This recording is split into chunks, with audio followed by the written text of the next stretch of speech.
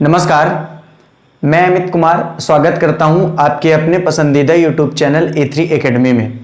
तो बच्चों, A3 academy के बैनर तले ये जो फ्री ऑनलाइन की क्लासेस उपलब्ध कराई जा रही हैं, इसका केवल और केवल एक मकसद है कि आप सभी लोग सुरक्षित रहें, अपने घरों पे रहें और पूरी सुविधाएं आपको इस चैनल के माध्यम से मिलेंगी। चाहे वो PDF हो, चाहे वो क्लासेस हो, बिल्कुल रेगुलर क्लास चलेगी। जैसे कि आप सबको पता है कि आज संडे है, रविवार है, उसके बाद भी ये क्लासेस चलेंगी और बिल्कुल रेगुलर चलेगी किसी भी दिन। कुछ बच्चों के कल मैसेज मिले मुझे कि सर आज क्लास है कि नहीं है। देखिए, मैं आपको एक बात स्पष्ट कर दूं यहाँ पर कि क्लासेस तो डेली होने वाली है। बस जिस दिन कुछ कारण है, टेक्निकल इश्यू है या लाइट का इश्यू है, जो भी इश्यू होगा, या मैं पहुंच नहीं पाया, बारिश है, जो भी है, तो उसकी एक बात अलग है। कुछ पर्सनल प्रॉब्लम्स है तो उसकी बात अलग है, वरना क्लासेस तो बच्चों डेली होने वाली है। तो बिल्कुल ये मत परेशान होइए, आपको 7 बजे खाली ही बैठना है, क्योंकि 7 बजे यहाँ पे रेगुलर क्लास होने वाली है। बच्चों, जिस तरीके से आप सभी लोगों का स्नेह मिल रहा है, प्रीवियस लेक्चर में भी मिला, काफी सारे लोगों ने वीडियो को पसंद भी किया और मेरे कहने की जरूरत भी नहीं पड़ी और आप लोग वीडियो को शेयर भी करते गए, अच्छा खासा उसका व्यूज भी मिला। तो बस इसी तरीके से अपना प्यार और स्नेह बना के रखिए। मैं आशा करता हूं कि आपके इस प्यार और स्नेह का मैं पूरा ख्याल रखूंगा और खरा भी उतरूंगा, यानी कि मैं बिल्कुल पूरी कंप्लीट अकाउंट आपको पढ़ाने वाला हूं। जिन बच्चों ने अकाउंट पढ़ ली है कुछ आगे चैप्टर तक, तो परेशान मत हो भाई, रिवीजन तो आपको करना ही है। तो अभी से आप इसको रिवीजन के तौर पर भी ले सकते हैं। जो पहली बार वीडियो को देख रहे हैं वो चैनल को सब्सक्राइब भी कर लें और वीडियो को लाइक जरूर कर दिया करिए और मैंने बोला कमेंट भी कर दिया करिए अगर आपको वीडियो पसंद आता है तो चलिए सेशन की शुरुआत करते हैं। जैसे कि हम लोग बात कर रहे थे अपने पहले चैप्टर की, और हम सबको पता है हमारे पहले चैप्टर का नाम था, जैसे कि आप ऊपर आपको स्क्रीन में डिस्प्ले हो रहा होगा, कि अलाभकारी संगठनों का वित्तीय विवरण, financial statement of non profit organization. अलाभकारी संगठनों के वित्तीय विवरण के बारे में हम लोग चर्चा कर रहे थे। मैंने आपको बताया कि हम लोग एक क्रम पढ़ेंगे, मतलब टू द पॉइंट हम लोगों की बात होगी, पूरी थ्योरी बात होगी, पूरे सवाल की बात होगी। जो भी इंपॉर्टेंट एग्जाम के लिए थ्योरी है, सवाल है, वो सारे यहाँ पे कराए जाएंगे।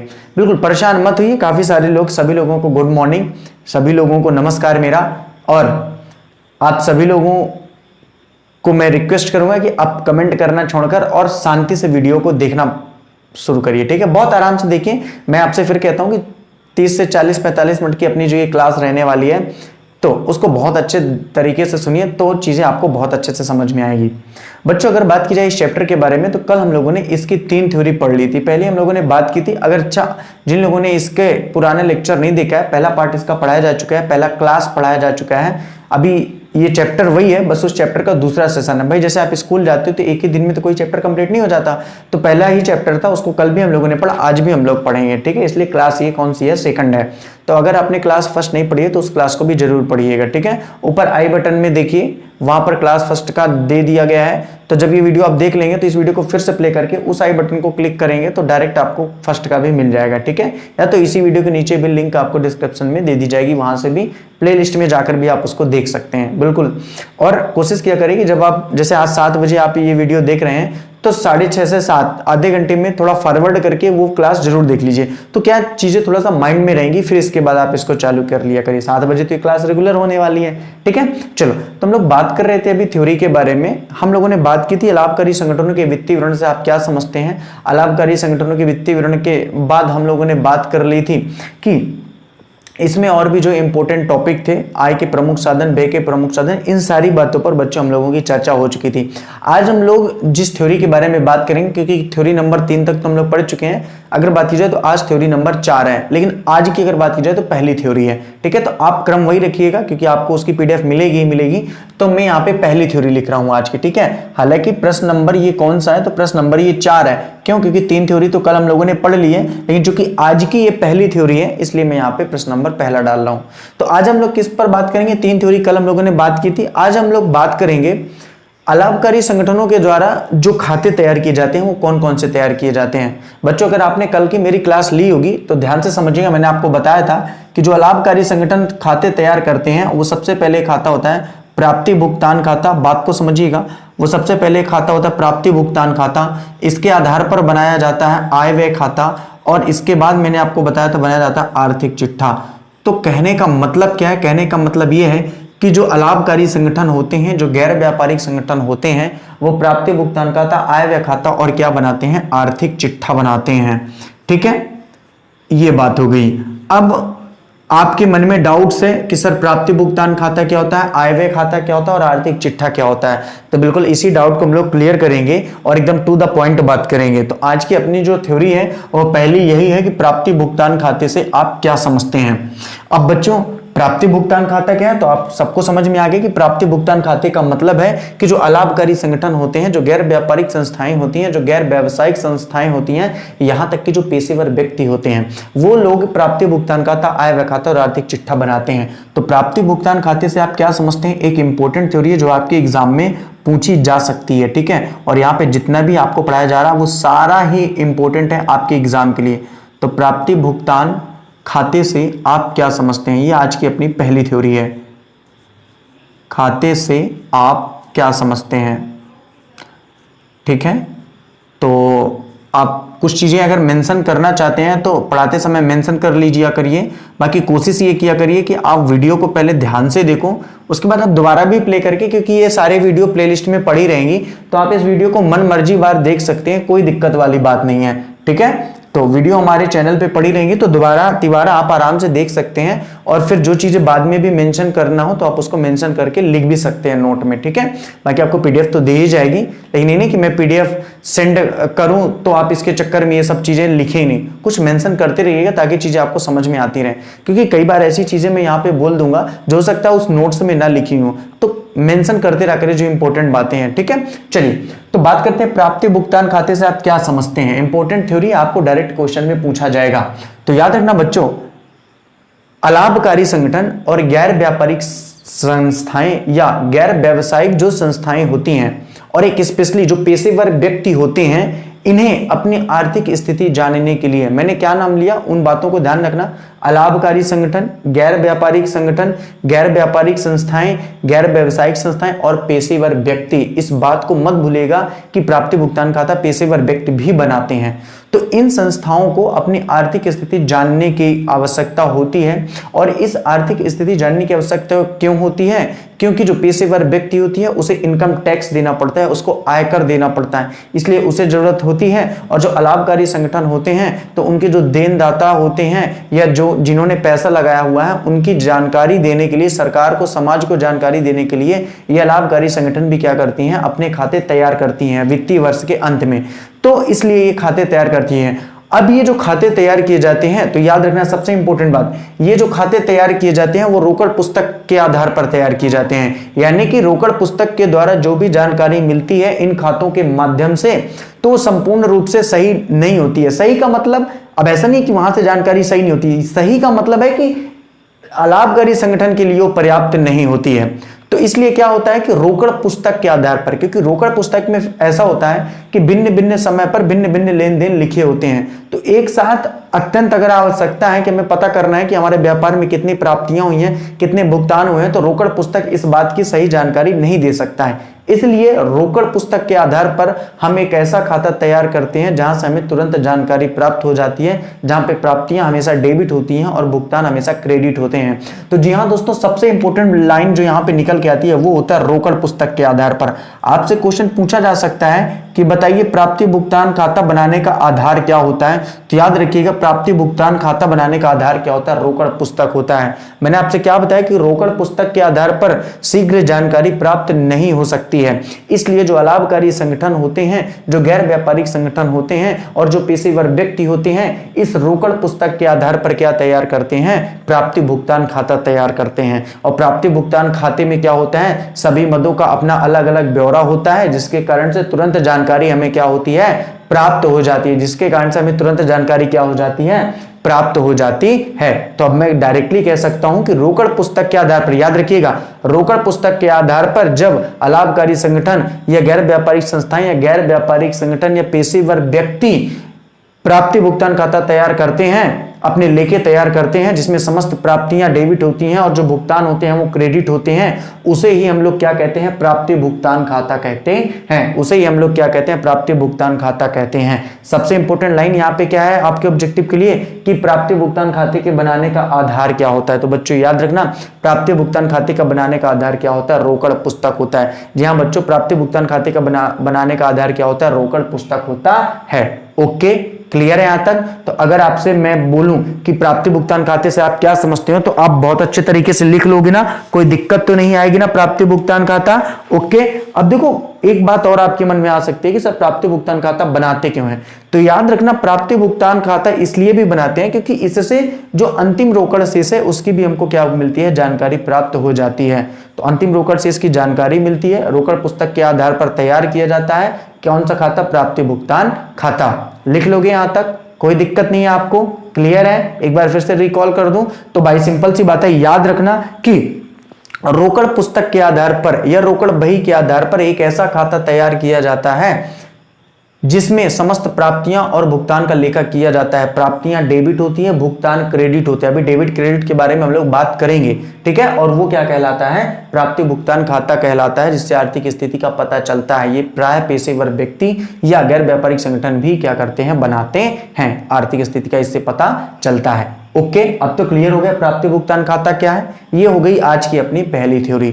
बच्चों हम लोग एकदम टू द पॉइंट बात करने वाले हैं और यकीन मानिए जितना अच्छे तरीके से आपको स्कूल में पढ़ाया जा सकता है, मैं ये बिल्कुल नहीं कहूंगा कि आपके स्कूल में कैसा पढ़ाया जाता है या आपकी जो टीचर है वो कैसा पढ़ाते हैं। देखिए एक टीचर हमेशा अच्छा पढ़ाता है और एकदम 100% देता है, तो ये कहना मेरे द्वारा कि इस प्लेटफॉर्म में आपको बहुत अच्छा मिलेगा या आपके टीचर अच्छे नहीं पढ़ाते, बिल्कुल गलत है। सभी लोग अच्छा पढ़ाते हैं, लेकिन आप किसी को कंटिन्यू सुनिए। अब आप 4 दिन मुझे सुन रहे हैं, मेरे वीडियो देख रहे हैं, 4 दिन के बाद आप कहीं अन्यथा वीडियो देख रहे हैं, फिर आपने 1 हफ्ते 10 दिन मेरे वीडियो देखा, फिर आप बोल रहे हो कहीं और, तो ऐसे में चीजें नहीं बनने वाली हैं। एक रेगुलरिटी बना के रखिए, सुबह 7 बजे लाइव हमसे जुड़िए। जो भी हमारी चर्चा 30 से 40 मिनट होगी, मैं बहुत कुछ आपको देके जाने वाला हूं। ओके बच्चों, ठीक है। तो प्राप्ति भुगतान खाते से आप क्या समझते हैं इसके बारे में हम लोग बात कर चुके हैं। अब हम लोग बात कर लेते हैं आज की अपनी दूसरी थ्योरी की, और आज की अपनी दूसरी थ्योरी है कि प्राप्ति भुगतान खाता बनाते समय ध्यान रखे जाने वाली योग्य बातें। तो प्राप्ति भुगतान खाता बनाते समय ध्यान रखे जाने वाली योग्य बातें या प्राप्ति भुगतान खाते की विशेषताओं को समझाइए। ठीक है, दोनों का मतलब एक ही होता है। तो प्राप्ति भुगतान खाता बनाते समय, प्राप्ति भुगतान खाता बनाते समय ध्यान रखे जाने वाली योग्य बातें, ध्यान रखी जाने वाली प्रमुख या योग्य एक ही बात है, तो प्रमुख बातें। अब देखो क्वेश्चन या तो ये दे सकता है या याद रखिएगा इसकी जगह और क्या दे सकता है कि प्राप्ति भुगतान खाते की विशेषताएं बताइए। तो दोनों का आंसर एक ही होने वाला है, याद रखिएगा। ठीक है, प्राप्ति भुगतान खाते की विशेषताएं बताइए। ठीक है बच्चा, कई बार क्या होता है ना कि क्वेश्चन में दे दिया। अब मान लो मैंने तुमको थ्योरी पढ़ाई कि प्राप्ति भुगतान खाता बनाते समय ध्यान रखे जाने वाली प्रमुख बातें, और उसकी मैंने तुमको थ्योरी बता दी। एग्जामिनर ने क्या किया, वहां पे लिख के दे दिया कि प्राप्ति भुगतान खाते की विशेषताएं बताइए। अब आपके मन में तो डाउट हो गया ना, आप बोलोगे हमारे सर ने तो ध्यान रखे जाने वाली प्रमुख बातें बताई थी, विशेषताएं तो सर ने बताई नहीं थी। अच्छा, सर ने बताना भूल गया था। बच्चा ऐसा बिल्कुल नहीं है। तो आप याद रखना, मैं कल भी बताया था, मैं आज भी आपको बता रहा हूं कि क्वेश्चन जितने प्रकार से पूछे जा सकते हैं वो सारे के सारे मैं यहाँ पे कराऊंगा। लेकिन बच्चा आपको पूरा 40 से 45 मिनट या 30 से 35-40 जितने मिनट की ये क्लास होने वाली है उसको बहुत अच्छे तरीके से पढ़ो और रेगुलर पढ़ो। अगर आपने किसी कारण से आज की क्लास नहीं ले पाए हो या कल की क्लास नहीं ले पाए हो तो प्रीवियस क्लास को देखो, फिर इस क्लास में आओ। ठीक है, क्योंकि जब तक आप पूरी क्लासों को शुरू से अंत तक नहीं देखेंगे तो आप मेरी पढ़ने का तरीका नहीं समझोगे, आप मुझे नहीं समझोगे, तो फिर आपको पढ़ाने का कोई फायदा नहीं है। ठीक है, तो ध्यान से अच्छे से जुड़ो मन लगा के। तो प्राप्ति भुगतान खाते की विशेषताएं क्या होती है? अब देखिए सबसे पहली बात क्या है कि प्राप्ति भुगतान खाते की विभिन्न विशेषताएं होती हैं। एक एक विशेषता के बारे में हम लोग यहाँ पे बात करेंगे, ध्यान से समझना। प्राप्ति भुगतान खाते की सबसे पहली विशेषता होती है शीर्षक। सबसे पहली विशेषता क्या होती है? शीर्षक। अब आपके मन में आ रहा होगा कि सर ये शीर्षक क्या होता है? ठीक है, बिल्कुल सिंपल सी बात है। तो यहाँ पे मैं प्राप्ति भुगतान खाता एक छोटा सा सिंपल बना रहा हूं, छोटा सा सिंपल है, कुछ भी अभी नहीं नोट करने के भी यहाँ पे इसको बिल्कुल भी जरूरत नहीं है। देखो ये बना हुआ है प्राप्ति भुगतान खाता, बात को समझो, ये बना हुआ है प्राप्ति भुगतान खाता। यहां पे मैंने लिखा, बात को समझो, यहां पे मैंने लिखा receipt, RECEIPT, receipt and payment account. बात को समझना, receipt and payment account. Okay, यहां पे मैंने क्या लिखा है? Receipt and payment account. आपको दिख रहा है ये रिसिप्ट एंड पेमेंट अकाउंट जो मैंने लिखा हुआ है? क्या आपको दिख रहा है? बिल्कुल दिख रहा है। तो रिसिप्ट एंड पेमेंट अकाउंट। और ये जो रिसिप्ट एंड पेमेंट अकाउंट है वास्तव में यही क्या है, शीर्षक है। तो प्राप्ति भुगतान खाते की पहली विशेषता क्या हो गई कि पहले यहां पर क्या लिखा जाता है, शीर्षक लिखा जाता है, और शीर्षक क्या होगा, रिसिप्ट एंड पेमेंट अकाउंट। उसके बाद इसकी दूसरी लाइन पे क्या लिखा जाता है, फॉर द ईयर एंडिंग। क्या लिखा जाता है, फॉर द ईयर एंडिंग। और फॉर द ईयर एंडिंग का मतलब क्या होता है, तो फॉर द ईयर एंडिंग का मतलब होता है कि खाता जिस दिन बनाया जा रहा है, मतलब 31 मार्च 2019, मैंने क्या लिख दिया, 31 मार्च 2019, यानी कि खाता कब बनाया जा रहा है, तो खाता 31 मार्च 2019 को बनाया जा रहा है। तो पहली हेडिंग क्या हो गई, शीर्षक। शीर्षक आप समझ गए, रिसिप्ट एंड पेमेंट अकाउंट होता है, यानी कि प्राप्ति भुगतान खाता बनाते समय सबसे पहले शीर्षक लिखा जाता है, ऊपर रिसिप्ट एंड पेमेंट अकाउंट। उसके बाद दूसरी लाइन में क्या लिखा जाता है, डेट लिखी जाती है, जिस तारीख को प्राप्ति भुगतान खाता बनाया जा रहा है। जैसे कि यहाँ पर बनाया जा रहा है 31 मार्च 2019। आप, हालांकि हम सबको पता है कि 19 की जगह आप 20 लिख दो, 21 लिख दो, जब आप बनाओगे मैं तब की बात कर रहा हूं, ठीक ना। तो 2020, तो ये हो गई शीर्षक की बात। पहली विशेषता आपको समझ में आई, शीर्षक क्या है। दूसरी लाइन में डेट कैसे लिखा, डेट उस दिन की होगी जिस दिन प्राप्ति भुगतान खाता बनाया जाता है। अच्छा, एक बात बच्चे याद रखना, प्राप्ति भुगतान खाता वित्तीय वर्ष के अंत में ही बनाया जाता है, यानी कि एक वर्ष में एक बार बनाया जाता है, जो उस पूरे वर्ष की आर्थिक स्थिति का क्या होता है, जानकारी देता है, ठीक है। तो फॉर द ईयर एंडिंग 31 मार्च 2020। अब देखो ये शीर्षक के बारे में हो गई। अगर बात की जाए दूसरा, तो इसकी दूसरी विशेषता क्या होती है, ध्यान समझना, प्रारंभ। दूसरी विशेषता क्या होती है, प्रारंभ। बच्चा इसका जो प्रारंभ होता है, इसका जो प्रारंभ होता है, यानी कि इसकी जो शुरुआत होती है वो किस आधार पर होती है, वो आती है टू बैलेंस बीडी। इसकी जो शुरुआत होती है वो होती है टू बैलेंस बीडी। अब ये टू बैलेंस बीडी क्या है, बात को समझना, ये है रोकड़ शेष। ये क्या है, रोकड़ शेष। अब देखो, एक होता है टू बैलेंस बीडी और एक आगे चल के हम लोग बात करेंगे बाई बैलेंस बीडी। याद रखना, अभी धीरे धीरे जैसे ही मैं चीजें आपको बता दूंगा तो आपको समझ में आ जाएगा। एक होगा by balance CD, sorry BD मैंने बोल दिया क्या, एक होता है बाई बैलेंस सीडी, एक होता है टू बैलेंस बीडी। अगर सपोज दैट ये 2020 का खाता बन रहा है तो इसका जो अंतिम शेष आएगा वो कहलाएगा बाई बैलेंस सीडी। ये कौन सा शेष है, तो ये अंतिम शेष है। बात को बहुत आराम से समझो, ये कौन सा शेष है, तो ये अंतिम शेष है। और अगर बात की जाए तो टू बैलेंस बीडी जो बना हुआ है ये कैसा शेष है, तो ये प्रारंभिक शेष है। तो ये कैसा शेष है, तो ये प्रारंभिक शेष है। यहाँ पे मैंने हेडिंग क्या डाली है, प्रारंभ। तो जो प्रारंभ किया जाता है प्राप्ति भुगतान खाता, वो पिछले वर्ष के अंतिम रोकड़ शेष के आधार पर तैयार किया जाता है। याद रखना, ये प्रारंभिक जो शेष आया होगा वो कब आया होगा, अब 2019 का जो अंतिम बीडी सीडी रहा होगा, प्लीज ध्यान से समझो, 2019 का जो सीडी रहा होगा वो 2020 का क्या कहलाएगा, बीडी। अब 2020 का जो सीडी होगा वो 2021 का क्या कहलाएगा, बीडी। तो शुरुआत कहां से हो रही है, शुरुआत हो रही है पिछले वर्ष के अंतिम रोकड़ शेष से। पिछले वर्ष का अंतिम रोकड़ शेष समझ में आ गया आप सभी लोगों का। तो शुरुआत कहां से हो रही है, पिछले वर्ष के अंतिम रोकड़ शेष से। जैसे कि सपोज दैट इस पूरे सवाल को हमने लगाया, अंतिम रोकड़ शेष आया 1100 रुपया, बाई बैलेंस सीडी 1100, इतना बचा प्राप्ति भुगतान खाते में, इतनी प्राप्ति, इतना भुगतान किया, 1100 रुपया बचा। अब 2021 का जब हम लोग खाता बनाएंगे प्राप्ति भुगतान खाता, तो लिखेंगे टू बैलेंस बीडी कितना, 1100 रुपया। तो शुरुआत कहां से किए, पिछले वर्ष यानी 2020 के पिछले वर्ष के रोकड़ शेष के आधार पर प्रारंभ इसका किया जाता है। तो प्रारंभ के बारे में समझ गए। मुझे ऐसा लगता है कि आपको ये बातें समझ में आ रही होंगी, बहुत आराम से समझना, कोई दिक्कत वाली बात नहीं। तीसरी बात आती है प्रकृति। प्रकृति का मतलब होता है नेचर, किस प्रकृति का होता है। देखिए, हम सबको पता है कि नॉर्मली जो खाते होते हैं वो कितने प्रकार के होते हैं भाई, वास्तविक खाता होता है और एक नाम मात्र खाता होता है, व्यक्तिगत खाता भी होता है। तो ये जो खाते की प्रकृति होती है वो वास्तविक प्रकृति का होता है। सबसे इंपॉर्टेंट बात क्या, कि प्राप्ति भुगतान खाता किस प्रकृति का होता है। तो याद रखना बच्चा, प्राप्ति भुगतान खाता वास्तविक प्रकृति का होता है, क्योंकि आगे चल के जब हम लोग बात करेंगे आय व्यय खाते की, आगे चल के जब हम लोग बात करेंगे वसूली खाते की, आगे चल के जब हम लोग बात करेंगे लाभ हानि समायोजन खाते की, और आगे चल के जब हम लोग बात करेंगे पुनर्मूल्यांकन खाते की, तो बच्चा याद रखना ये सारे नाम जो मैंने लिखे हुए हैं ये सारे के सारे नाम मात्र खाते होते हैं। लेकिन एकमात्र जो प्राप्ति भुगतान खाता है वो कैसा खाता होता है, वास्तविक खाता होता है। अब फिर डायरेक्ट ऑब्जेक्टिव में क्वेश्चन पूछा जाएगा, प्राप्ति भुगतान खाता किस प्रकृति का होता है। ऑप्शन है वास्तविक प्रकृति का, नाम मात्र प्रकृति का, या व्यक्तिगत खाता, या इनमें से कोई नहीं। तो बच्चा याद रखना वास्तविक प्रकृति का होता है कौन सा, प्राप्ति भुगतान खाता। अब अगर बात करते हैं चौथी, तो चौथी विशेषता होती है प्राप्तियां। अब प्राप्तियां प्राप्ति भुगतान खाते में कहां लिखी जाती हैं, तो बच्चा याद रखना प्राप्तियां प्राप्ति भुगतान खाते के डेबिट में लिखी जाती है, RECEIPT, रिसिप्ट। अभी तक मैंने नहीं लिखा था ना यहाँ पे, ये होता है डेबिट, इसमें कोई संशय नहीं है, और ये होता है क्रेडिट, ठीक है, ये क्या होता है, क्रेडिट। तो याद रखना रिसिप्ट कहां लिखा जाता है, यानी प्राप्तियां, तो प्राप्तियां हमेशा क्या होती है, डेबिट होती हैं। प्राप्तियां हमेशा क्या होती हैं, तो प्राप्तियां हमेशा डेबिट होती हैं। क्लियर है, बस इतना सिंपल सा है। आपसे क्वेश्चन पूछा जाएगा कि बताइए प्राप्ति भुगतान खाते में प्राप्तियां क्या होती हैं, तो भाई प्राप्तियां डेबिट होती हैं। ठीक है, अब अगर बात की जाए पांचवी विशेषता के बारे में, तो फिर आता है भुगतान। क्या है, भुगतान।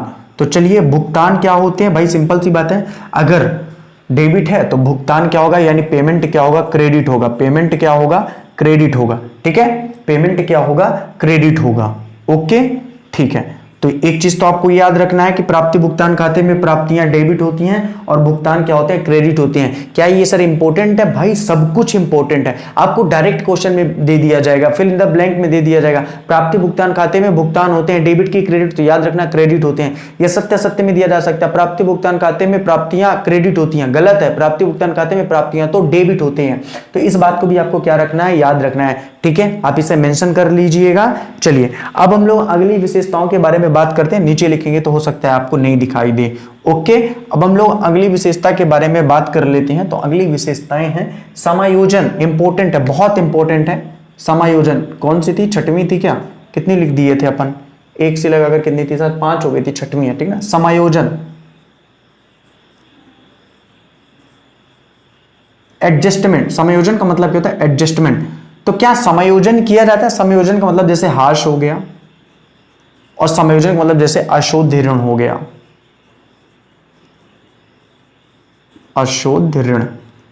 तो डेप्रिसिएशन की अगर बात की जाए या अशुद्ध ऋण की बात की जाए, तो इनका लेखा यहां पर नहीं किया जाता है, समायोजनों का लेखा यहां पर नहीं किया जाता है। तो सिंपल सी बात है, अगर आपको क्वेश्चन पूछा जाता है कि प्राप्ति भुगतान खाता बनाते समय क्या समायोजनों का लेखा किया जाता है, तो समायोजनों का लेखा यहां पर नहीं किया जाता है। याद रखिएगा इन सारी बातों को जो मैं आपको यहां पे बता रहा हूं। नेक्स्ट चीज यहां पे मैं मेंशन कर देता हूं, ध्यान से समझिएगा। जो अदत्त व्यय होते हैं, बात को समझो, जो अदत्त व्यय होते हैं, पूर्वदत्त व्यय होते हैं, उपार्जित आय होती है,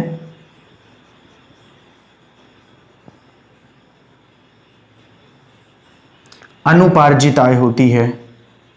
इन सारे शब्दों से आप लोग परिचित होंगे, आप लोगों ने 11वीं में इन सारे शब्दों के बारे में पढ़ा होगा।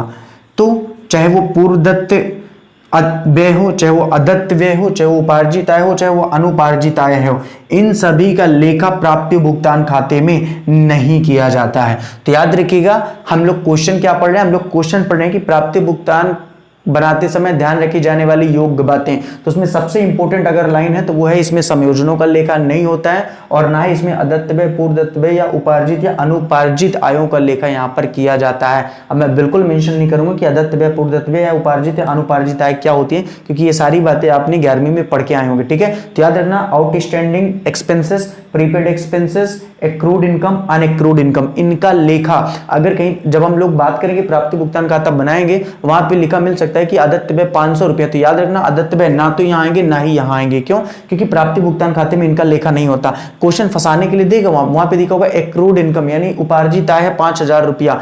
तो कहां आएगी सर? कहीं नहीं आएगी। क्यों नहीं आएगी? क्योंकि इनका लेखा यहां नहीं किया जाता। आपको लग सकता है आय है, प्राप्ति है, तो प्राप्तियों में आएगी, बिल्कुल नहीं आएगी। क्योंकि याद रखना बच्चा, अदत्त व्यय, पूर्वदत्त व्यय, उपार्जित आय और अनुपार्जित आय का लेखा यहां पर नहीं किया जाता है।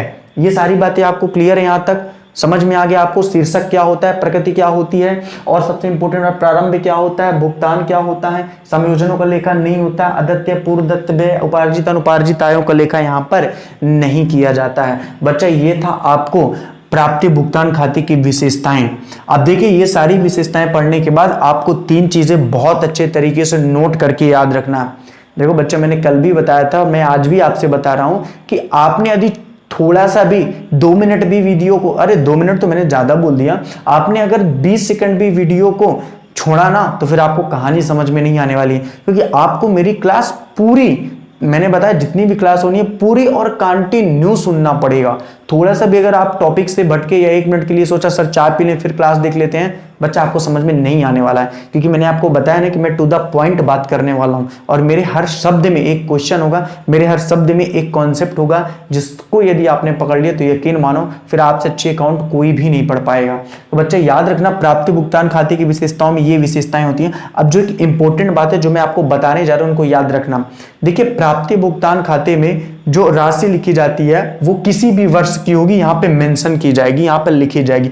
किसी वर्ष का मतलब देखिए, जब हम लोग बात करेंगे तो यहां पे 3 वर्ष आएंगे। पहला याद रखना जो मैं बातें बता रहा हूं, ठीक है ना, एक तो होता है चालू वर्ष, चालू वर्ष होता है, ठीक है, एक होता है अग्रिम वर्ष,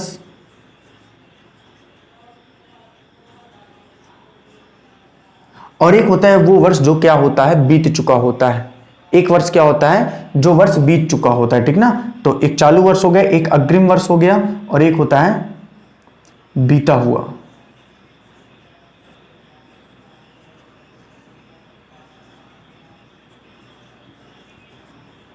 ठीक है, तो चाहे बात हो बीते हुए वर्ष की, चाहे बात हो चालू वर्ष की, और चाहे बात हो अग्रिम वर्ष की, याद रखना बच्चों जो बातें मैं आपको बता रहा हूं, बीते हुआ वर्ष या पिछला वर्ष एक ही बात है। तो चाहे बात हो बीते हुए वर्ष की किसी राशि की, चाहे बात हो चालू वर्ष की किसी राशि की, चाहे बात हो अग्रिम वर्ष की। जैसे बात कर लेते हैं, अभी 2020 चल रहा, तो 2020 चालू वर्ष हो गया। बीता हुआ वर्ष क्या हो गया, बोले सर 2019 हो गया। अग्रिम वर्ष कितना हो गया, बोले सर 2021 हो गया। अब मान लो लिखा हुआ है कि प्राप्तियां 2021 की 12,000 है। अब आप कहोगे सर 2020 का हम लोग खाता बना रहे हैं तो क्या इसको लिखेंगे? बिल्कुल लिखेंगे। क्यों लिखेंगे? क्योंकि अभी अभी मैं आपको बता रहा हूं कि चाहे खर्चा बीते हुए वर्ष का हो या पिछले वर्ष का हो, चाहे खर्चा चालू वर्ष का हो और चाहे खर्चा अग्रिम वर्ष का हो, इन सभी का पैसा यहां पर लिखा जाएगा अगर वो पैसा है तो, अगर दिया हुआ है तो। इस बात को समझना। और दो प्रकार के आय होती हैं, दो प्रकार के व्यय होते हैं। एक होती है पूंजीगत और आगमगत। नोट रखना इस चीज को, एक होती है पूंजीगत और एक होती है आगमगत। आगे इसके बारे में हम लोग बात करेंगे। एक पूंजीगत होता है और एक आगमगत होता है, ठीक है। और ये दोनों व्यय भी होते हैं और क्या होती हैं, आय भी होती हैं। यानी कि पूंजीगत आय होती है और आगमगत आय होती है, ठीक है। आगमगत व्यय होते हैं और पूंजीगत व्यय होते हैं। तो चाहे पूंजीगत व्यय हो, चाहे आगमगत व्यय हो, चाहे पूंजीगत आय हो, चाहे आगमगत आय हो, इन सभी का लेखा प्राप्ति भुगतान खाते में किया जाता है। इन सभी का लेखा प्राप्ति भुगतान खाते में किया जाता है। तो अभी अभी जो चीज मैंने मेंशन की वो क्या थी? पहली बात, चालू वर्ष का पैसा हो, अग्रिम वर्ष का पैसा हो या पिछले वर्ष का पैसा हो, उन सारे का लेखा यहां पर किया जाएगा अगर वो दिया हुआ है तो। दूसरी नोट बात, पूंजीगत व्यय हो चाहे वो आपका आगमगत व्यय हो, चाहे वो पूंजीगत आय हो या आगमगत आय हो, इन सभी का लेखा यहां पर किया जाएगा। मतलब ऐसा आपको दे देगा डायरेक्टली करने के लिए ऑब्जेक्टिव में कि प्राप्ति भुगतान खाते में किन आयों का लेखा किया जाता है। और ऑप्शन सुनिएगा, आगमगत आय, ऑप्शन बी पूंजीगत आय, ऑप्शन सी आगमगत प्लस पूंजीगत आय, या ऑप्शन डी इनमें से कोई नहीं। तो याद रखिएगा उसका सी ऑप्शन सही होगा, यानी आगमगत आय और पूंजीगत आय। इसी तरीके से पूंजीगत व्यय के बारे में भी वहां पे ऑप्शन दे सकता है, क्वेश्चन पूछा जा सकता है। तो बच्चा यही सारी चीजें तो हमको देख के चलना है, यही सारी बातें तो हमें क्या करना है, समझना है यहां पर। तो आप लोगों को ये क्लियर हुआ प्राप्ति भुगतान खाते से आप क्या समझते हैं, इसकी विशेषताएं क्या होती हैं और प्राप्ति भुगतान खाता किस तरीके से बनाया जाता है। आगे हम लोग बात करेंगे कि रिसिप्ट में सारी प्राप्तियां लिखी जाती हैं, पेमेंट में सारे भुगतान लिखे जाते हैं, ठीक है। बच्चा एक बात और इंपॉर्टेंट याद रख लो कि प्राप्ति भुगतान खाते में हमेशा जो प्राप्तियां होती हैं वो ज्यादा होंगी, यानी कि हमेशा जो शेष आने वाला है वो कैसा शेष आने वाला है, डेबिट शेष आने वाला है। कैसा शेष आने वाला है, डेबिट, यानी ये रकम हमेशा क्या होगी, ज्यादा होगी और यहां से कम, तो बाई बैलेंस शीट ही होगा, हमेशा याद रखना। तो आपसे क्वेश्चन पूछा जाएगा कि प्राप्ति भुगतान खाते का शेष क्या होता है, तो याद रखना प्राप्ति भुगतान खाते का शेष हमेशा डेबिट होता है। अब देखो जब मैं ऐसी बातें बताता हूं ना तो इन चीजों को मेंशन कर लिया करिए। जरूरी नहीं कि आपको पीडीएफ में वो चीजें मिलने ही वाली हैं, ठीक है, क्योंकि कई बार मैं बहुत सारी बातें बोल देता हूं और चूंकि पीडीएफ में वो चीजें उस टाइम पे मेंशन नहीं हो पाती हैं, तो थोड़ा सा इस चीज को आप याद रखिएगा कि प्राप्ति भुगतान खाते की जो प्राप्ति भुगतान खाता जो होता है उसमें जो बैलेंस होता है यानी कि जो शेष होता है वो हमेशा डेबिट शेष होता है, ठीक है। क्लियर है यहाँ पे क्यों डेबिट शेष होगा, क्योंकि सिंपल सी बात है वहां पे प्राप्तियां ज्यादा होंगी और भुगतान क्या होंगे, कब होंगे। किसी भी वर्ष के भुगतान हो, किसी भी वर्ष की प्राप्तियां हो, यहाँ पे लिखे जाएंगे, चाहे वो चालू वर्ष के हो, चाहे वो पिछले वर्ष के हो और चाहे वो अग्रिम वर्ष यानी आने वाले वर्ष के होंगे। ओके, क्लियर है ये दोनों थ्योरियां, यानी प्राप्ति भुगतान खाते से आप क्या समझते हैं और प्राप्ति भुगतान खाते की विशेषताओं के बारे में भी। अब एक क्वेश्चन अक्सर पूछा जाता है कि प्राप्ति भुगतान खाते के आधार पर क्या आर्थिक चिट्ठा बनाया जा सकता है? तो बच्चा बिल्कुल नहीं बनाया जा सकता है। क्यों नहीं बनाया जा सकता है? तो याद रखना, प्राप्ति भुगतान खाते के आधार पर आय व्यय खाता बनाया जाता है। क्या बनाया जाता है? आय व्यय खाता बनाया जाता है। और आय व्यय खाते के आधार पर क्या बनाया जाता है? आर्थिक चिट्ठा बनाया जाता है। तो इस बात को भी याद रखना कि प्राप्ति भुगतान खाते के आधार पर आर्थिक चिट्ठा नहीं बनाया जाता। एक सीक्वेंस होता है। मैंने क्या लिखा था? प्राप्ति भुगतान खाता, आय व्यय खाता, आर्थिक चिट्ठा। अब देखो एक बात मैं अगर तुमको बता दूं, पहले मैंने क्या बताया? मैंने यहां पे लिख दिया रोकड़ बही, ठीक है, बात को समझना, रोकड़ बही या रोकड़ पुस्तक, ठीक है, मैंने यहां पे लिख दिया रोकड़ बही। इस आधार पर क्या बनता है? तो इस आधार पर बनता है प्राप्ति भुगतान खाता। बात को समझना थोड़ा सा, इस आधार पर क्या बनता है? प्राप्ति भुगतान खाता है। और प्राप्ति भुगतान खाते के आधार पर क्या तैयार किया जाता है? इस आधार पर तैयार किया जाता है आय व्यय खाता। क्या तैयार किया जाता है? आय व्यय खाता। और अगर बात की जाए तो याद रखना, आय व्यय खाते के आधार पर क्या तैयार किया जाता है? आर्थिक चिट्ठा। बच्चा ये लाइन बहुत इंपॉर्टेंट है, अक्सर एग्जाम में पूछ लेता है कि बताइए प्राप्ति भुगतान खाता बनाने का आधार क्या होता है? तो रोकड़ बही होती है। आय व्यय खाता बनाने का आधार क्या होता है? तो प्राप्ति भुगतान होता है। आर्थिक चिट्ठा बनाने का आधार क्या होता है? तो आय व्यय खाता होता है। ओके बच्चा, क्लियर है? तो ये दोनों थ्योरी क्लियर हो गई। यहां से जो भी ऑब्जेक्टिव जिस तरीके के पूछे जा सकते हैं वो भी क्लियर है। ओके, तो जल्दी से अभी कमेंट करके बताओ। मैंने अभी भी बताया कि प्राप्ति भुगतान खाता प्रकृति का होता है। किस प्रकृति का होता है? वास्तविक होता है कि नाम मात्र होता है? जिन लोगों की एकदम से जो आंखें थी वो मेरे वीडियो में रही होंगी, वो जल्दी से कमेंट कर दीजिए। प्राप्ति भुगतान खाता किस प्रकृति का होता है? तो भाई प्राप्ति भुगतान खाता बिल्कुल, मतलब सभी की नजरें यहां पे थी हैं, तो प्राप्ति भुगतान खाता वास्तविक प्रकृति का होता है। गुड सभी को। चलो ठीक है, अब चलते हैं अपनी अगली थ्योरी में, थ्योरी नंबर 3। और थ्योरी नंबर 3 क्या है? तो थ्योरी नंबर 3 है प्राप्ति भुगतान खाता, प्राप्ति भुगतान खाता आर्थिक स्थिति का संस्था की। ऐसे लिख दो, प्राप्ति भुगतान खाता संस्था की। थोड़ा इसको नीचे से लिखें, क्या ऊपर दिख रहा वो? हाँ ठीक है। प्राप्ति भुगतान खाता संस्था की आर्थिक स्थिति का घोतक नहीं है। आपसे क्वेश्चन पूछा जाएगा, डायरेक्ट मिलेगा कि प्राप्ति भुगतान खाता संस्था की आर्थिक स्थिति का घोतक नहीं है, इसको समझाइए। अब देखो बच्चा, प्राप्ति भुगतान खाता संस्था की आर्थिक स्थिति का घोतक नहीं है। क्यों नहीं है? आर्थिक स्थिति का घोतक का मतलब है कि अगर हमने प्राप्ति भुगतान खाता देख लिया, इससे हमें संस्था की आर्थिक स्थिति का वास्तविकता का पता नहीं चलेगा। क्यों नहीं पता चलेगा? 3 बातें हैं, बहुत अच्छे से समझना। पहली बात है, क्योंकि ये रोकड़ बही का सारांश होता है, अतः इसमें केवल नगद लेन देन लिखे जाते हैं। यानी पहली बात क्या होगी? मैंने क्या बताया कि क्योंकि ये रोकड़ बही का क्या होता है? एकमात्र सारांश होता है। किसका सारांश होता है? रोकड़ बही का। इसलिए यहां पर केवल कैसे लेखे लिखे जाते हैं? बोले सर यहां पे जो नगद प्राप्तियां होती हैं उनके लेखे किए जाते हैं, और जो नगद भुगतान होते हैं उनके लेखे किए जाते हैं। ठीक है, तो इसलिए ये क्या होते हैं? रोकड़ बही का एकमात्र क्या होते हैं? सारांश होते हैं। ठीक है। दूसरी बात, क्योंकि इन लेखों में किसी भी वर्ष से संबंधित हो वो मदें यहाँ पे लिखी जाती हैं, चाहे वो चालू वर्ष से संबंधित हो, चाहे वो पिछले वर्ष से संबंधित हो, चाहे वो आगामी वर्ष से संबंधित हो, उन सभी का लेखा प्राप्ति भुगतान खाते में किया जाता है। तीसरी बात क्या होती है इंपॉर्टेंट, कि इस खाते को बनाने में, बात को ध्यान से समझना। पहली बात क्या होगी? पहले देखो, रोकड़ बही के सारांश के आधार पर बनाया जाता है, इसमें केवल नगद प्राप्ति और नगद भुगतान का लेखा किया जाता है। दूसरी बात मैंने आपको क्या बताई कि इसमें जो लेखे किए जाते हैं, जो मदें लिखी जाती हैं, वो किसी भी वर्ष से संबंधित हो, चाहे वो पिछले वर्ष से संबंधित हो, चाहे वो चालू वर्ष से हो, चाहे वो आगामी या अग्रिम वर्ष से हो, इनका सभी का लेखा होता है। और नेक्स्ट बात जो मैं आपको बता रहा हूं, इसको बहुत अच्छे से ध्यान से समझना, तो चीजें आपको क्या हो जाएंगी? बहुत अच्छे तरीके से क्लियर हो जाएंगी। ठीक है। तो जो तीसरी बात है वो ये होती है इसमें कि इसके माध्यम से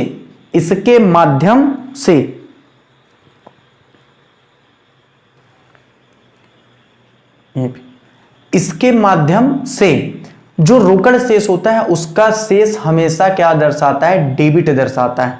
क्या दर्शाता है? हमेशा डेबिट दर्शाता है। ठीक है, डेबिट दर्शाता है, और पुराने वर्ष के जो दायित्व होते हैं उनका भी पता इससे नहीं चल पाता है। इसलिए जो प्राप्ति भुगतान खाता होता है वो किसी भी संस्था की आर्थिक स्थिति का घोतक नहीं होता है। जो प्राप्ति भुगतान खाता होता है वो किसी भी संस्था की आर्थिक स्थिति का घोतक नहीं होता है। ओके बच्चा, क्लियर है? तो आपको एक छोटा सा क्वेश्चन पूछा जा सकता है कि प्राप्ति भुगतान खाता संस्था की आर्थिक स्थिति का घोतक नहीं होता। घोतक का मतलब क्या होता है? घोतक का मतलब होता है पूर्ण जानकारी, मतलब किस खाते को देख करके हमें उस संस्था के लेखों की संपूर्ण जानकारी प्राप्त हो सकती है, उसकी आर्थिक स्थिति जानकारी प्राप्त हो सकती है। तो फिलहाल प्राप्ति भुगतान खाते को देखकर तो नहीं हो सकती है। क्यों? क्योंकि पहला प्राप्ति भुगतान खाता रोकड़ बही का सारांश होता है, जहां पर केवल नगद लेन देनों का लेखा होता है, नगद प्राप्ति और नगद भुगतानों का लेखा किया जाता है। दूसरा टॉपिक क्या हो गया कि इसमें सभी वर्ष के लेखे लिखे जाते हैं, मदें लिखी जाती हैं, चाहे वो आगामी वर्ष के हो, चाहे वो पिछले वर्ष का हो, चाहे वो चालू वर्ष का हो। तीसरा क्या हो गया कि इसका केवल रोकड़ शेष दर्शाता है, जो हमेशा क्या होता है? डेबिट होता है। और पिछले वर्ष में क्या दायित्व थे, इन बातों का पता प्राप्ति भुगतान खाते से नहीं किया जा सकता। अतः मैं कह सकता हूं कि प्राप्ति भुगतान खाता किसी भी संस्था की आर्थिक स्थिति का घोतक नहीं होता है। ओके बच्चा, क्लियर हो गया? यहाँ पे ये सारी बातें बहुत छोटी सी कॉमन सी बातें थी, मुझे लगता है कि ये सारी बातें आपको क्या हो गई हैं? क्लियर हो चुकी हैं। चलो अब हम लोग चलते हैं आज की अपनी लास्ट थ्योरी पे। बिल्कुल चौथी थ्योरी है और इंपॉर्टेंट भी है, ठीक है? इंपॉर्टेंट तो वो सारी थ्योरियां जो यहाँ पे कराई जा रही हैं, तो यही बस नहीं। चलो तो हम लोग बात कर लेते हैं प्राप्ति भुगतान खाता और रोकड़ खाते में अंतर। तो आज की अपनी थ्योरी नंबर 4 है, यानी प्रश्न नंबर 4। और अगर बात की जाए तो ये थ्योरी नंबर 7 है, क्योंकि 3 थ्योरी तो कल हम लोगों ने पढ़ ली थी और 4 थ्योरी आज हम लोगों ने पढ़ ली। तो क्वेश्चन है प्राप्ति भुगतान खाता, प्राप्ति भुगतान खाता तथा रोकड़ खाते में अंतर बताइए, तथा रोकड़ खाते में अंतर लिखो। ओके, क्लियर है? तो प्राप्ति भुगतान खाता तथा रोकड़ खाते में अंतर लिखो, ये इंपॉर्टेंट क्वेश्चन है, ये क्वेश्चन एग्जाम में पूछा जाता है। तो चलिए एक नॉर्मल समझने के तरीके से यहां पे कर लेते हैं। सबसे पहले हम लोग लिखेंगे यहाँ पे अंतर का आधार, ठीक है? काफी सारे बच्चे पूछा करते हैं सर क्या अंतर का आधार लिखना जरूरी है? अच्छा ठीक है, रोटी खा लिया करो, सब्जी का इस्तेमाल मत किया करो। भाई क्यों जरूरी नहीं है? जिस प्रकार से रोटी बिना सब्जी के अच्छी नहीं लगती है, दाल बिना चावल के अच्छे नहीं लगते हैं, या चावल बिना दाल के अच्छा नहीं लगता है, उसी तरीके से जो अंतर है वो अंतर के आधार के बिना क्या होता है? अच्छा नहीं लगता है। तो अंतर का आधार लिखना इंपॉर्टेंट है। उसके बाद यहाँ पर क्या लिख दो अपन, यहाँ पे आप लिख दो, चलो पहले रोकड़ खाता लिख देते हैं या प्राप्ति भुगतान खाता लिख दो, इससे कोई मैटर नहीं करता है, ठीक है? और फिर यहाँ पे आप क्या लिख दो? प्राप्ति भुगतान खाता। और इन दोनों का क्या अपन को करना है? अंतर। याद रखना ये चीजें करना आपको इंपॉर्टेंट है, ठीक है? वैसे यहाँ पे आप क्रमांक भी डाल सकते हो, और डाल सकते हो क्या, मैं यहाँ पे डाल ही देता हूँ क्रमांक भी, ठीक है? तो क्रमांक होगा, अंतर का आधार होगा, रोकड़ खाता होगा और प्राप्ति भुगतान खाता होगा। अब इसके अंतर के बारे में हम लोग क्या कर लेते हैं? चर्चा कर लेते हैं। ओके ठीक है, चलो एक काम करते हैं, इसको थोड़ा इधर लिख लेते हैं, शायद मैं जब इधर आ जाऊंगा तो इधर कर दिखेगा, थोड़ा इधर कर लेते हैं इसको, ठीक है? तो प्राप्ति भुगतान खाता तथा रोकड़ खाते में अंतर की हम लोग चर्चा कर रहे हैं, ठीक है? बहुत ही सिंपल सा है, इंपॉर्टेंट है, ठीक है? इन अंतरों को करना है। और अंतर करना कैसे है? देखो काफी सारे बच्चे क्या करते हैं कि वो अंतर सीधे करके आ जाते हैं, लिख देंगे प्राप्ति भुगतान खाता, रोकड़ खाता और डायरेक्ट अंतर कर देंगे। ऐसा आपको बिल्कुल भी नहीं करना है, ठीक है? तो याद रखना बच्चा, आपको अंतर का बकायदे, पहले तो आपको यहाँ पे क्या लिखना है? क्रमांक लिखना है। उसके बाद आपको यहाँ पे क्या लिखना है? अंतर का आधार लिखना है। उसके बाद आपको क्या लिखना है? यहाँ पे रोकड़ खाता लिखना है। और इसके बाद आपको यहाँ पे क्या लिखना है? प्राप्ति भुगतान खाता लिखना है। अब आप मेरे से पूछ सकते हैं कि सर क्या ऐसा लिखने से भी इंपैक्ट पड़ता है? बिल्कुल इंपैक्ट पड़ता है, बहुत, ठीक है? तो याद रखना, आपने अगर ऐसा किया हुआ है, क्रमांक डाला हुआ है, आपने यहाँ पे अंतर का आधार डाला हुआ है, ठीक है? अंतर का आधार आपने यदि यहाँ पे डाला हुआ है, और फिर आपने यहाँ पे लिखा हुआ है रोकड़ खाता, याद रखना, फिर आपने यहाँ पे अगर रोकड़ खाता लिखा हुआ है, और फिर आपने यहाँ पे अगर प्राप्ति भुगतान खाता लिखा हुआ है, और उसके बाद आपने यदि अंतर किया हुआ है, तो याद रखना बहुत अंतर आएगा। और अंतर किसका होगा? नंबर्स का होगा, ठीक है? तो मैंने मैंने आपको बताया ना कि यहां पर आपको केवल थ्योरी नहीं समझाई जाएगी, वरन थ्योरी को लिखना कैसे ये भी समझाया जाएगा। वरना तो मैं डायरेक्टली आपको समझा देता, लेकिन मैं ये लिख क्यों रहा हूं, मैं लिख इसलिए रहा हूं ताकि आपको समझ सके कि आपको वहां पे कैसे अंतर करना है। अब जो को क्रमांक मैंने 1 डाला, अंतर के आधार में मैंने क्या किया, हम लोग बात कर रहे हैं प्राप्ति भुगतान का तो और रोकड़ खाते में अंतर, तो पहला अंतर का आधार है लेखी करना। बात को समझना, पहला अंतर का आधार क्या है, लेखी करना। हमने यहां पे लिख दिया लेखी करना। अब आप सबको पता है कि जो रोकड़ खाते में लेखा होता है वो कैसे होता है, प्रतिदिन लेखा होता है। याद रखना, रोकड़ खाता हम सबने, अब काफी सारे ऐसे बच्चे होंगे जो मेरे से पूछ सकते हैं या उनके मन में आ रहा है कि सर प्राप्ति भुगतान खाता तो आपने बता दिया क्या होता है, लेकिन सर रोकड़ खाता क्या होता है। भाई हद, रोकड़ खाता नहीं समझते हो। अगर मैं आपसे बोलूं कि मोहन को 100 रुपया नगद भुगतान किए तो क्या एंट्री होगी, मोहन अकाउंट या टू कैश अकाउंट। वहां पे कैश अकाउंट क्या है भाई, रोकड़ खाता है। नगद माल क्रय किया, परचेज अकाउंट, एक परचेज अकाउंट दिया टू कैश अकाउंट, वहां पे कैश अकाउंट क्या है भाई, रोकड़ खाता है। नगद माल बेचा, कैश अकाउंट दिया टू सेल्स अकाउंट, वहां पे रोकड़ खाता क्या है भाई, कैश अकाउंट दिया टू सेल्स, यानी कैश अकाउंट हो गया। तो अब याद आ रहा है रोकड़ खाता क्या होता है, ठीक है। चलो, तो वहां पर जो लेखे होते हैं वो कैसे होते हैं, प्रतिदिन किए जाते हैं। जबकि अगर बात की जाए प्राप्ति भुगतान खाते में, तो यहां वर्ष में 1 बार लेखा होता है। और जब हम लोग प्राप्ति भुगतान खाता पढ़ रहे थे तो मैंने आपको बताया भी था कि प्राप्ति भुगतान खाता केवल वर्ष के अंत में तैयार किया जाता है और वर्ष में 1 बार तैयार किया जाता है। और अगर वर्ष में 1 बार तैयार किया जाता है तो सिंपल सी बात है उसके लेखे भी वर्ष में 1 बार होंगे। बच्चा ये सारी चीजें तो आपकी किताब में लिखी हुई हैं, फिर मुझे समझाने की क्या आवश्यकता है। मुझे समझाने की इसलिए आवश्यकता है कि आप रट्टा मत मारो, क्योंकि आप जब रट्टा मार के जाओगे ना, क्वेश्चन पूछेगा कि प्राप्ति भुगतान खाता और रोकड़ खाते में अंतर लिखो, और आप लिखोगे प्राप्ति भुगतान खाता और आय व्यय खाते में अंतर। लो, कल्याण हो गया। क्यों, क्योंकि आपने रट्टा मारा हुआ है। समझ जाओ, चीजों को समझो। मैंने आपको क्या बोला, हमारी टैगलाइन क्या है कि अकाउंट को रटना नहीं है, अकाउंट को समझना है। और यदि आप समझोगे तो जीवन में कभी गलती नहीं होगी, ना ही ऑब्जेक्टिव में, ना ही यहां पे। तो लेखे करना में पहला क्या हुआ, प्रतिदिन लेखे होते हैं प्राप्ति भुगतान खाते में, वर्ष में 1 बार लेखा होता है। दूसरा क्रमांक हमने यहां पे डाला, बात को समझो। और यहां पे अंतर के आधार में हमने क्या डाला, तारीख। याद रखना, यहां पे हम अंतर के आधार में हमने क्या डाला, तो तारीख डाला। तो याद रखना कि जो रोकड़ खाता होता है उसमें जो लेखे किए जाते हैं वो तिथिवार किए जाते हैं। मैंने आपको बताया था जब हम लोग बात कर रहे थे प्राप्ति भुगतान खाते के बारे में, तो मैंने आपको बताया था कि रोकड़ बही के आधार पर यहां पर जो प्राप्ति भुगतान खाता बनाते थे, तो मैंने आपको बताया था कि रोकड़ बही में या रोकड़ खाते में जो हम लोग लेखा करते हैं, बात को समझना, यहाँ पे हम लोग जो वहां पे लेखा करते हैं वो तिथिवार करते हैं और भिन्न भिन्न समय में भिन्न भिन्न लेखे करते हैं रोकड़ खाते में। इसके कारण से तुरंत हमको जानकारी नहीं प्राप्त हो सकती है समस्त प्राप्तियों और भुगतान की, ठीक है। जबकि अगर प्राप्ति भुगतान खाते की बात की जाए तो यहाँ तिथिवार लेखे नहीं किए जाते हैं, यहाँ तिथिवार लेखे नहीं किए जाते हैं। तो तारीख की बात अगर बात की जाए तो रोकड़ खाते में तिथिवार लेखे किए जाते हैं और प्राप्ति भुगतान खाते में तिथिवार लेखे नहीं किए जाते हैं। बच्चा आपको ये लिखना नहीं है, आपको ये समझना है। बाकी जब आपको नोट्स दी जाएगी ना तो ये सब चीजें तो विस्तार से लिखी होंगी, वहां पर आपकी बुक में भी लिखी होंगी, लेकिन आपको उसमें से क्या पढ़ना है मैं यहाँ पे आपको बहुत अच्छे से मेंशन कर रहा हूं। अगर बात की जाए, अच्छा पहला क्या था, लेखे करना प्रतिदिन किए जाते हैं, वर्ष में 1 बार किए जाते हैं, तिथिवार होते हैं, तिथिवार नहीं होते हैं। अगर बात की जाए तीसरा तो होता है शीर्षक। और याद रखना बच्चा कि रोकड़ खाते में क्या होता है, रोकड़ खाते में शीर्षक नहीं लिखा जाता है, और ना सिर्फ शीर्षक बल्कि यहाँ पे तारीख का भी लेखा नहीं किया जाता है। और जब आप सबको पता है कि अभी जब हम लोग प्राप्ति भुगतान खाते की बात कर रहे थे तो उसकी विशेषता ही क्या थी, शीर्षक पहला, जहां पे हम लोग ऊपर लिखते थे रिसिप्ट एंड पेमेंट अकाउंट और नीचे लिखा करते थे फॉर द ईयर एंडिंग।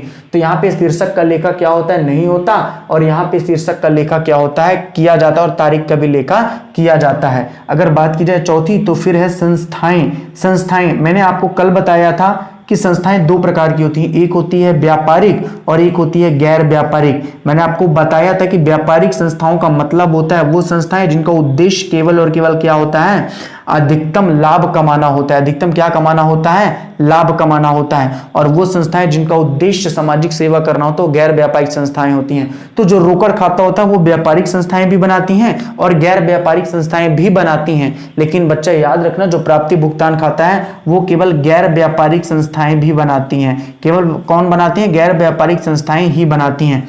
अब देखो यहां पर कुछ बच्चों के मन में एक क्वेश्चन आ रहा होगा कि सर प्राप्ति भुगतान खाता तो पेशेवर व्यक्ति भी बनाते हैं, लेकिन मैंने ऑप्शन में संस्था दिया हुआ है और एक व्यक्ति कोई संस्था नहीं होती है, ठीक है। तो संस्था में हमने क्या लिखा कि यहाँ पर व्यापारिक और गैर व्यापारिक दोनों संस्थाएं बनाती हैं और यहाँ पे केवल गैर व्यापारिक संस्थाएं बनाती हैं। और अंतिम हम लोग पढ़ लेते हैं बनाने का आधार। अंतिम क्या है, बनाने का आधार, बनाने का आधार, ठीक है। यहां तक आपको आ रहा है, एक बार क्लियर हो जाए, यहां पर आपको आ रहा है, दिख रहा है, बिल्कुल आ रहा है। बनाने का आधार, और बनाने का आधार क्या होता है तो याद रखना, जो नगद लेन देन होते हैं, जो नगद लेन देन होते हैं उस आधार पर क्या तैयार किया जाता है, रोकड़ खाता। अभी मैंने आपको बताया कि नगद माल क्रय किया, नगद माल विक्रय किया, इसी के क्या होगा, इसी में तो कैश अकाउंट डेबिट या तो क्रेडिट होगा ना, तो नगद लेन देनों में ही रोकड़ खाता आता है। और अगर बात की जाए कि प्राप्ति भुगतान खाता किस आधार पर बनाया जाता है, तो ये तो कोई बात ही नहीं हुई, क्योंकि मैं पहले ही बता चुका हूं कि प्राप्ति भुगतान खाता रोकड़ बही के आधार पर तैयार किया जाता है। किस बही के आधार पर, रोकड़ बही के आधार पर तैयार किया जाता है। तो बच्चे ये पूरा हो गया प्राप्ति भुगतान खाता तथा रोकड़ खाते में अंतर। बहुत ही सिंपल है, रट्टा बिल्कुल नहीं मारना है। लेखे करने यहाँ पर दिन लेखे किए जाते हैं, हाँ वर्ष में एक बार लेखा होता है, वित्तीय वर्ष के अंत में तारीख तिथिवार लेखे किए जाते हैं, तिथिवार लेखे नहीं किए जाते हैं। यहाँ पर शीर्षक और तारीख नहीं लिखी जाती है रोकड़ खाते में, जबकि यहाँ पे शीर्षक और तारीख लिखी जाती है। संस्थाएं व्यापारिक और गैर व्यापारिक दोनों संस्थाएं बनाती हैं, जबकि यहाँ पे केवल गैर व्यापारिक संस्था बनाती है। बनाने का आधार नगद व लेन देन, नगद लेन देन होते हैं, और यहाँ पे रोकड़ बही के आधार पर प्राप्ति भुगतान खाता तैयार किया जाता है। और भी यहाँ पे अंतर हो सकते हैं, लेकिन क्या करना है, हमें तो इतना ही अंतर पढ़ना है। तो चीजें आपको समझ में आई। आज हम लोगों ने 4 थ्योरी पढ़ी। कौन कौन सी पढ़ी? पहली हम लोगों ने बात की प्राप्ति भुगतान खाते से हम क्या समझते हैं, दूसरी इसकी विशेषताएं क्या होती हैं, तीसरा हमने पढ़ा प्राप्ति भुगतान खाता आर्थिक स्थिति का घोतक नहीं होता है, इसके बारे में हम लोगों ने एक्सप्लेन भी किया। और लास्ट हम लोगों ने पढ़ा कि रोकड़ खाता तथा प्राप्ति भुगतान खाते में क्या अंतर है। ओके, तो मैं आशा करता हूं कि आप लोगों को ये थ्योरी समझ में आ गई होगी। बच्चा कल से हम लोग स्टार्ट करेंगे, सवालों की ओर चलेंगे, बिल्कुल सवालों की ओर हम लोग चलेंगे। कुछ थ्योरी बची हुई हो तो उसके बारे में आगे चर्चा करेंगे। क्यों? क्योंकि हम लोगों ने प्राप्ति भुगतान खाता पढ़ लिया ना, अब हम लोग आय व्यय खाता पढ़ेंगे, तो चीजें ऐसी होंगी। अब प्राप्ति भुगतान खाते के जितने भी सवाल है ना, वो सारे सवाल पहले कराए जाएंगे, उसके बाद आय व्यय खाते की थ्योरी कराई जाएगी, फिर आय व्यय खाते के सवाल कराए जाएंगे। ऐसा नहीं है कि प्राप्ति भुगतान खाते के बाद पहले पूरी में थ्योरी आय व्यय खाता, फिर उसकी विशेषताएं, फिर मैं सवाल पढ़ाऊंगा। नहीं, अब मैंने प्राप्ति भुगतान खाता पूरा पढ़ा दिया। प्राप्ति भुगतान खाता क्या है, उसकी विशेषताएं क्या है, बनाने की प्रमुख बातें क्या है, इनमें अंतर क्या है। अब हम लोग बात करेंगे प्राप्ति भुगतान खाते के सवालों के बारे में। ओके, तो कल हमसे जुड़िएगा ठीक इसी समय पर सुबह 7 बजे।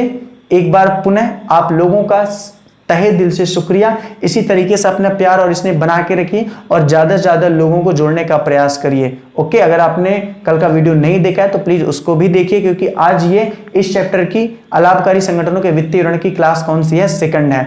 ठीक है, आपको मेरा वीडियो कैसा लगा इसके बारे में इसकी प्रतिक्रिया जरूर व्यक्त करिएगा। Thank you.